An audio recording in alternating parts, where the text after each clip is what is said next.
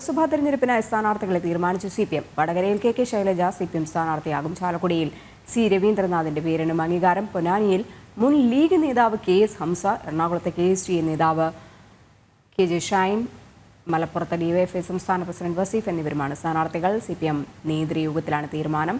ഔദ്യോഗിക പ്രഖ്യാപനം 26-ന് നടക്കും. MK വിനോദ് ചേരുന്നുണ്ട്. വിനോദ്, നേരത്തെ പറഞ്ഞു വെച്ചിരുന്ന അതേ രീതിയിൽ തന്നെയാണ് വടകരയിൽ KK ശൈലജ, അതുപോലെ തന്നെ ചാലക്കുടിയിൽ C. രവീന്ദ്രനാഥ്, മുൻ വിദ്യാഭ്യാസ മന്ത്രി കൂടിയായ C. രവീന്ദ്രനാഥിൻ്റെ പേരുകളാണ് ഉയർന്നു കേൾക്കുന്നത്. ഇനി ഈ അന്തിമമായ ഒരു തീരുമാനം 26-നാണ് ഉണ്ടാകുന്നത്. മറ്റെന്തൊക്കെ കാര്യങ്ങളാണ് ഇന്നത്തെ CPM നേതൃയോഗത്തിലുണ്ടായിരുന്നത്?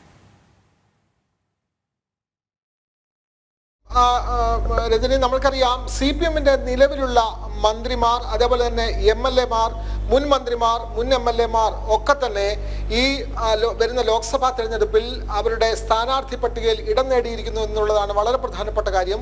സംസ്ഥാന മന്ത്രിസഭയിലെ പട്ടികജാതി ദേവസ്വം വകുപ്പ് മന്ത്രിയായ K. രാധാകൃഷ്ണനെ തന്നെ ആലത്തൂർ സംവരണ മണ്ഡലത്തിൽ മത്സരിപ്പിക്കാൻ CPM നേതൃയോഗത്തിൽ ധാരണയായിട്ടുണ്ട്. അതേപോലെ തന്നെ മുൻ ആരോഗ്യമന്ത്രിയായിട്ടുള്ള KK ശൈലജ, അവർ നിലവിൽ ഇപ്പോൾ MLA ആണ്.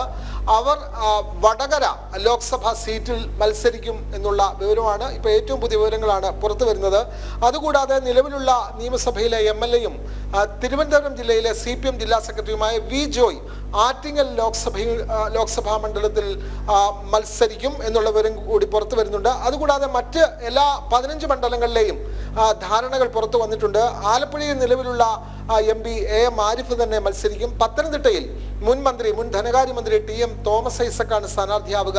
കൊല്ലത്ത് നിലവിലുള്ള MLA-യും നടനുമായ M. മുകേഷ് സ്ഥാനാർത്ഥിയാകുമെന്ന് അറിയുന്നു. അതേപോലെ തന്നെ പാലക്കാട് A. വിജയരാഘവൻ, ചാലക്കുടിയിൽ മുൻ മന്ത്രി C. രവീന്ദ്രനാഥ്, അതേപോലെ തന്നെ നേരത്തെ മുസ്ലിം ലീഗിന്റെ നേതാവായിട്ടുള്ള KS ഹംസയാണ് പൊന്നാനിയിൽ സ്ഥാനാർത്ഥിയാവുക. കണ്ണൂരിൽ അവിടുത്തെ ജില്ലാ സെക്രട്ടറി MV ജയരാജൻ സ്ഥാനാർത്ഥിയാകും. മലപ്പുറത്ത് DYFI നേതാവ് V. വസീഫിനാണ് സീറ്റ് നൽകിയിട്ടുള്ളത്. കാസർഗോഡ് പാർട്ടി ജില്ലാ സെക്രട്ടറി MV ബാലകൃഷ്ണൻ, അതേപോലെ തന്നെ എറണാകുളത്ത് KSTA, അതായത് കേരള സ്കൂൾ ടീച്ചേഴ്സ് അസോസിയേഷൻ, അവരുടെ അധ്യാപക നേതാവായിട്ടുള്ള KJ ഷൈനാണ് അവിടെ സ്ഥാനാർത്ഥിയാവുക.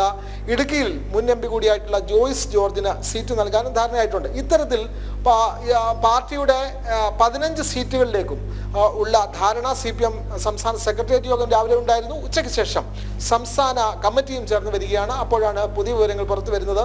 വളരെ നേരത്തെ തന്നെ CPM സ്ഥാനാർത്ഥികളെ പ്രഖ്യാപിക്കുന്നു എന്നുള്ളതാണ്. CPI ആണ് ഇക്കാര്യത്തിലൊക്കെ വളരെ നേരത്തെ സ്ഥാനാർത്ഥികളെ പ്രഖ്യാപിക്കുന്ന രീതി ഉണ്ടായിരുന്നത്. അതിൽ നിന്നും ഭിന്നമായി വളരെ നേരത്തെ തന്നെ CPM സ്ഥാനാർത്ഥികളുടെ കാര്യത്തിൽ ഒരു തീരുമാനത്തിലെത്തിയിരിക്കുന്നു എന്ന് വേണം മനസ്സിലാക്കാൻ. 26-ാം തീയതി ഔദ്യോഗികമായ പ്രഖ്യാപനം നടത്തും. നമ്മൾക്കറിയാം, മുഖ്യമന്ത്രിയുടെ മകൾക്കെതിരെയുള്ള വലിയ ആരോപണങ്ങൾ നേരിടുന്ന ഈ കാലഘട്ടത്തിലാണ് പരമാവധി സീറ്റുകൾ എങ്ങനെയും നേടിയെടുക്കുക എന്നുള്ള വലിയ ഒരു അജണ്ടയോടുകൂടി തന്നെയാണ് CPM കാലക്കൂട്ടി മുന്നൊരുക്കങ്ങൾ നടത്തി കളത്തിലേക്ക് ഇറങ്ങുന്നത്. ശരി, എന്തായാലും ലോക്സഭാ തെരഞ്ഞെടുപ്പിൽ CPM സ്ഥാനാർത്ഥികളെ എന്തായാലും പ്രഖ്യാപിച്ചിരിക്കുകയാണ്. അന്തിമ തീരുമാനം 26-ന് ഉണ്ടാകും.